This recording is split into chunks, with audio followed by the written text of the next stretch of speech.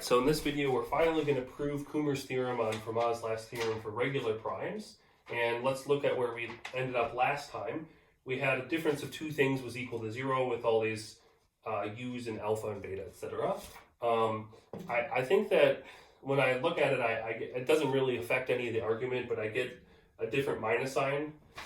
So this would have a minus here, right? Because if we looked at our quotient and one time we had like x plus y minus the other thing, and the other time it was the x plus zeta p inverse y minus x plus y, and there wasn't another minus sign. So I get that this second term should be negated, which would make this a plus sign. Anyway, the plus signs will all come on the wash anyway because they're all units, but that's what I think we'll get. So anyway, so this is our equation, and let's write this out further. So remember what our goal is. Our goal is to find a new solution to our equation. X to the p plus y to the p is like unit times power of 1 minus zeta p times z naught to the p. And we want to find a new solution where that k number gets smaller. All right, so let's combine some stuff here. So let's get all the multiples of beta. So we'll have beta to the p. Beta is where our z is going to come from. And beta to the p is multiplied by some unit here, right? And this is where if you had a minus sign in the formula, you'd get a zeta p minus 1, and we really need a zeta p plus 1. So that would actually kind of affect things. But this is times 1 minus zeta p to the k minus 1. All right. And I have the now plus signs here, so I get a 1 plus zeta p. So actually, let me bring this u naught over, okay, and I'll multiply by 1 plus zeta p here. Okay, great. Because 1 plus zeta p is a unit, so I'm going to kind of combine all this stuff in a second. And now I have both minus signs here, so I bring them both over with plus signs to the other side. So I get zeta p plus zeta p u inverse, or u minus 1, alpha minus 1 to the p, plus u1 alpha 1 to the p. All right, great. So, well, we want to basically, what we're basically going to do is get rid of one factor here. So I'm going to get rid of this u1. It's a unit, so I can divide by it. Okay, and this is the part where in the notes that were also online, there would also be minus signs here, but again, minus signs are units, so that doesn't really affect things. But I don't see the minus sign, so I think maybe there's not a minus sign, but yeah. Okay, so this is where we're at. I'm gonna write this p a little better. Okay, so let's give names to a couple things. Okay, so this guy here, that's a unit. So u0 and u1 are units, right? 1 plus zeta p, I could use a difference of squares identity, like 1 minus zeta p squared over 1 minus zeta p to get that. And we know that such things are units. We've seen that exact same argument before, either use norms or the geometric series argument. So this is a unit u prime, let's say. Okay, alpha 1 to the p we'll leave alone. And now we have something times alpha minus 1 to the p. Okay, and this thing's also a unit, right? Zeta p is a unit, so are u minus 1 and u1. So let's call this guy a unit v prime. Okay, so overall, what we get is that, so I'll try to write it suggestively because of what we're trying to get. We get that u prime times 1 minus zeta p to the k minus 1, that's equal to this other unit, v prime, times alpha minus 1 to the p plus alpha 1 to the p. Okay, so maybe I'll box this equation and erase this stuff up here. That looks very close to what we want. I believe I'm missing something. Forgot to write the beta to the p. Right, so we have unit times power of 1 minus zeta p. Oh, I've forgotten everywhere, actually. The 1 minus zeta powers are k minus 1 to the times p. Okay, but I have times the power of 1 minus zeta, which critically is smaller than my old power, which was k times p, times something to the p. And the right-hand side looks very close to a sum of 2 p powers, right? So we're very close to finishing up, right? But we do actually, in order to get these p powers, we actually need to use Kummer's lemma, right? So Kummer's, or I called it Kummer's hard theorem in the previous thing. Kummer's result, that the one that we're not able to prove, is that this v prime, this unit v prime, So maybe I don't really need the formulas for u prime and v prime anymore. I'll just say, record here the fact that they're units, right? But we'll use Kummer's result to say that this is a pth power, which can be absorbed here, so the right-hand side is a sum of two pth powers. Okay, great. All right, so we look at this equation mod p.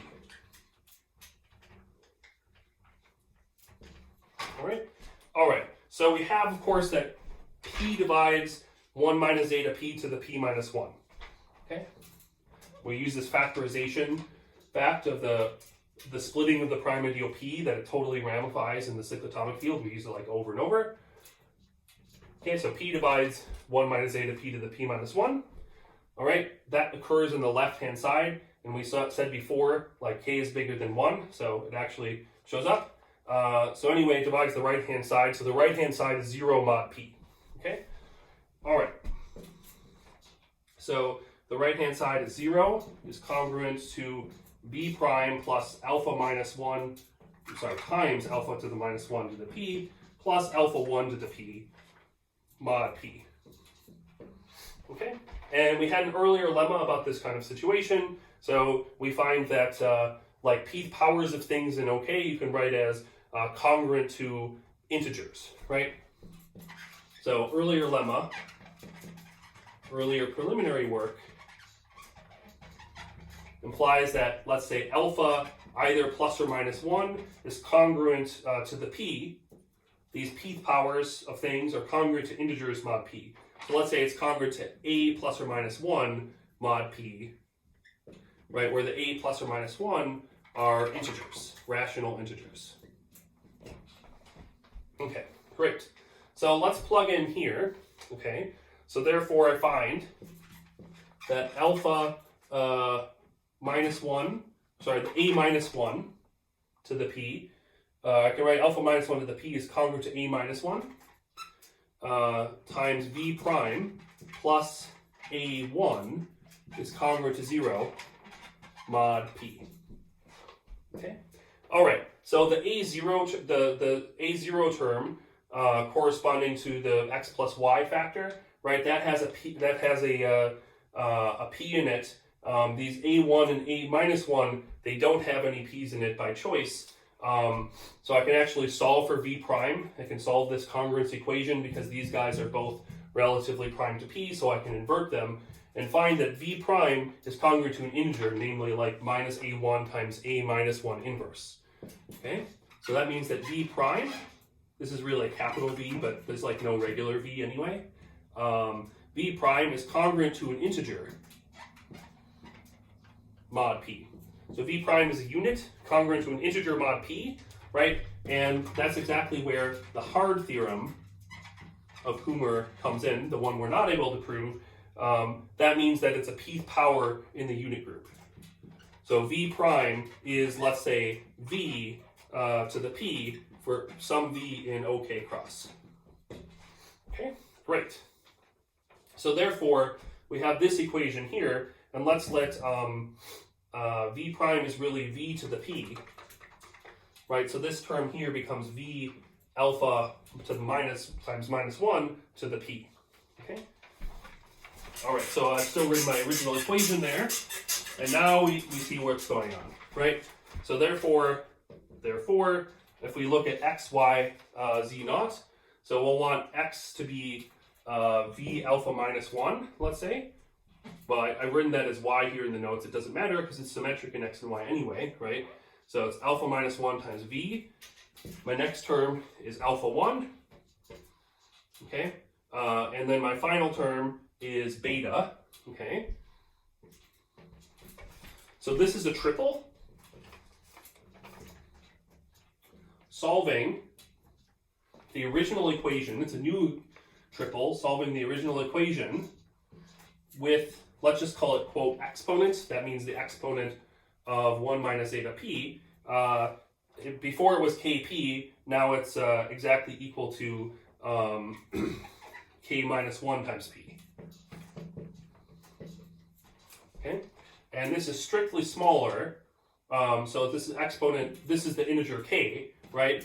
And so k minus 1 is less than k, and so this contradicts the minimality of k. Right? We assumed there was a solution with a minimal value of k.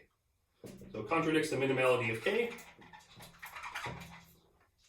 And that's it. That's the proof. So very beautiful result. It took us a little bit of work, but it's really nice that it combined many different things in the class in kind of a beautiful way, really. And we can prove many, many cases of Fermat's last theorem now.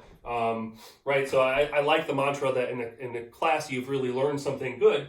If you can solve a problem that you could have stated at the beginning of the class, you could have understood the statement but had no idea the proof. The whole year of algebra, this entire year we've been working all built up to this, you know, Fermat's little theorem almost looks like child's play. It's a very simple equation. You know, we all learned about Pythagorean triples in high school, and the ancient Greeks knew how to solve that problem, and it looks like just the next step. But as we know, of course, that's a very hard result. But anyway, that's one very easy to state thing that we kind of combine everything we've been working on 1 year to prove many cases. If you really want to prove any more cases beyond this, if you really want to do it systematically and prove the whole thing, well, as mathematicians only know how to do that in one way, and of course that's the really hard stuff, the really, really hard stuff that Wiles did. All right, so in the final video today, I'll talk a little bit more about regular primes and testing regular primes and some comments.